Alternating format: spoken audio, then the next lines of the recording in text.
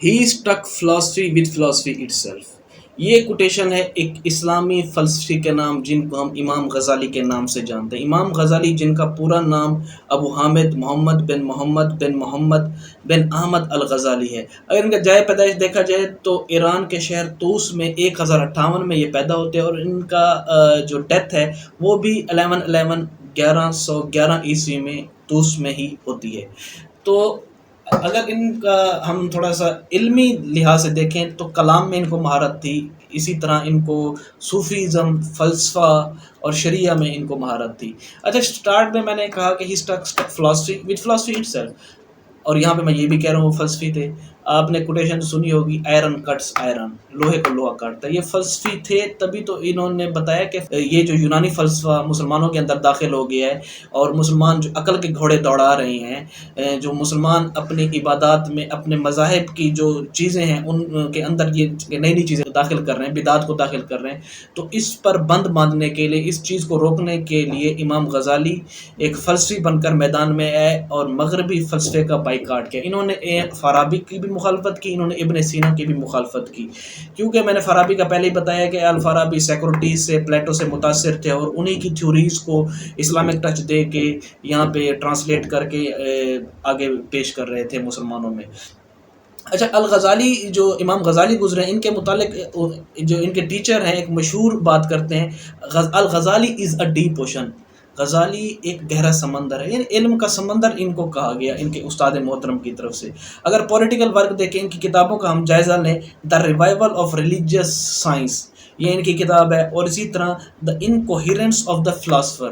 The incoherence of the philosopher جو ان کی کتاب ہے، یہ فلاسفرز کے خلاف انہوں نے لکھی تھی. اور اس طرح احیاء علوم الدین، اور اس طرح فداء الباطنیہ. ٹھیک ہے، یہ ان کے 4 کتابیں. اس کے علاوہ بھی بہت سی کتابیں جو مشہور کتابیں تھیں میں نے آپ کے سامنے رکھی. اگر کانٹیکسٹ کے حوالے سے دیکھیں کہ اس وقت حالات واقعات کیا تھے، عباسی دور خلافت تھا، اور خلافت برائے نام تھی، خلیفہ ویک ہو گیا تھا. پیچھے اگر الماوردی کا دیکھیں تو اس میں بھی خلیفہ ویک تھا، اور وہ بوہیوت جو تھے، جو شیعہ تھے، وہ اسٹرانگ تھے، اور ایک خلیفہ ایک کٹ پتلی کی طرح تھا. اینی ہاؤ، یہاں پر بھی خلیفہ ویک ہے. اور اچھا، اگر تھوڑا سا کانٹیکسٹ دیکھیں، یہاں پس منظر ہم دیکھیں، وہ کیا ہے کہ 3 چیزیں کار فرما ہیں یہاں پر. سب سے پہلے اگر خلیفہ کو دیکھیں تو خلیفہ جو ہے اس وقت ویک تھا، الماوردی کے دور میں بھی ویک تھا، اب بھی ویک ہے.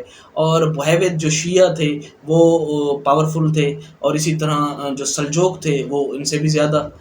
تو سلجوق بے شک سنی تھے، لیکن خلافت ان کے پاس نہیں تھی، خلافت عباسیوں کے پاس تھی، اور عباسی جو خلیفہ تھے وہ کوئی پاورفل نہیں تھے. ایک یہ مسئلہ تھا. دوسرا میں نے شیعوں کو بتایا، وہ سر اٹھا رہے تھے. اور اسی طرح بعد میں تھریٹ آف کروسیڈرز، صلیبیوں کا خطرہ تھا. انہوں نے جو عیسائی ہیں، نصارہ ہیں، انہوں نے وہ نائٹس اور اس طرح صلیبی جنگوں کا وہ اعلان کر دیا تھا، اور یروشلم کو واپس لینے کی تگ و دو. تو خلیفہ کے لیے یا خلافت کے لیے یہ تینوں چیزیں خطرہ تھیں. خلافت کو ان تینوں چیزوں سے خطرہ تھا. تو بہرحال یہاں پر امام غزالی اپنا کردار ادا کرتے ہیں. سلجوق کے متعلق کہتے ہیں کہ انہیں پروٹیکٹر ہونا چاہیے خلیفہ کا. تو یہ ایک پس منظر تھا. اس کے بعد میں آگے آتا ہوں خلافت کی طرف کہ خلیفہ کی کیا کیا ڈیوٹیز ہیں اور خلیفہ کو کیسا ہونا چاہیے. اگر ان کی تھیوری آف کیلیفیٹ کو ہم دیکھیں تو امام غزالی وہ پہلے شخص تھے جنہوں نے خلیفۃ اللہ کا ورڈ یوز کیا تھا. اصل میں جو خلفائے راشدین تھے وہ خلیفۃ الرسول کا لفظ استعمال کرتے تھے کہ ہم نائب ہیں، ہم خلیفہ ہیں رسول اللہ صلی اللہ علیہ وسلم کے.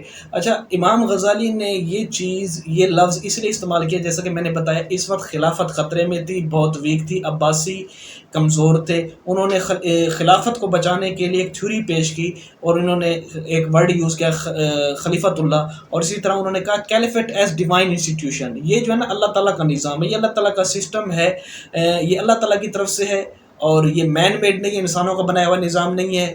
اور اسی طرح خلیفہ نائب ہے اللہ کا، یہ بھی کہا گیا. اور خلافت کا مقصد کیا ہوگا کہ نماز قائم ہو معاشرے میں، زکوٰۃ کو اکٹھا کیا جائے، امر بالمعروف و نہی عن المنکر کا پرچار ہو معاشرے کے اندر، اور جو خلیفہ ہے وہ اللہ تعالیٰ کے احکامات کے مطابق ریاست کو چلائے. یہ ان کی تھیوری تھی اباؤٹ کیلیفیٹ، خلافت کے اباؤٹ ان کی تھیوری تھی۔ بعد میں آتے ہیں ڈیوٹیز آف کیلف، خلیفہ کی کیا ڈیوٹیز ہوں گی؟ تو وہ کہتے ہیں کہ ایبلٹی ٹو ویج جہاد، اس کے اندر اتنی طاقت اور پاور ہونی چاہیے کہ وہ جہاد کر سکے، ناتواں نہ ہو، کمزور نہ ہو۔ اور اس طرح کہتے ہیں کہ should administer true ministers and expert, وہ کہتے ہیں کہ اس قسم کے اس کو وزیر رکھنے چاہیے، ایڈمنسٹریشن، اس کی ایڈمنسٹریشن میں ایسے ٹرو وزیر ہونے چاہیے، سچے اور ایکسپرٹ لوگ ہونے چاہیے۔ کنسلٹیشن ود علماء اینڈ اسکالرز، اس کی جو کمیٹی ہے اس میں اسکالرز ہونے چاہیے، علماء ہونے چاہیے جن کے ساتھ وہ مشاورت کرے، ٹھیک ہے۔ اور اس طرح نالج آف اجتہاد، اسے اجتہاد کا علم بھی ہو، صرف یہ نہیں کہ وہ کنگ شپ کی سیٹ کے اوپر بیٹھ جائے، خلافت کے مسند پر بیٹھ جائے، اسے علوم سے وہ واقف بھی ہو، جو کہ علوم اسلامک علوم ہے یا جو بھی کسی بھی وقت میں ضروری ہوتے ہیں، تاکہ وہ اجتہاد بھی کر سکے۔ مسٹ بی پائس، اسے نیک ہونا چاہیے۔ مسٹ ڈو جسٹس، معاشرے میں انصاف کا وہ بول بالا کرے۔ Should meet men of calibre and also encourage them in affair of state, اس قسم کے لوگوں کو آگے لائے جو کیلیبر ہوں، and also encourage them in affair state, اور ان کو ہمت دے کہ وہ اسٹیٹ کے افیئرز میں، اسٹیٹ کے معاملات میں بڑھ چڑھ کر حصہ لیں، اسٹیٹ کے افیئرز کو ہینڈل کریں۔ اس کے بعد جو ان کا اگلا ہے وہ کہتے ہیں کہ ہی مسٹ اسٹڈی دا سنہ، وہ جو ہے نا بدعات سے دور ہونا چاہیے اور اس کو سنت کا فالوور ہونا چاہیے، ٹھیک ہے۔ He should must practice religious virtues of piety, جو یعنی کہ دینی جو ورچوز ہیں، نیکیاں ہیں، خیرات کرنا اور اس طرح مختلف چیزیں، ان میں بڑھ چڑھ کر حصہ لینا چاہیے۔ He should see that his servants perform their duties well, اس کو یہ بھی نظر رکھنی چاہیے کہ اس کے ماتحت جو لوگ کام کر رہے ہیں وہ اچھی طرح سے کر رہے ہیں کہ نہیں، اس کی خاص نظر ہونی چاہیے۔ He should not give himself up the deceptive feeling of pride, اسے غرور تکبر میں بھی نہیں پڑنا چاہیے، اس چیز کا بھی خاص خیال رکھنا چاہیے۔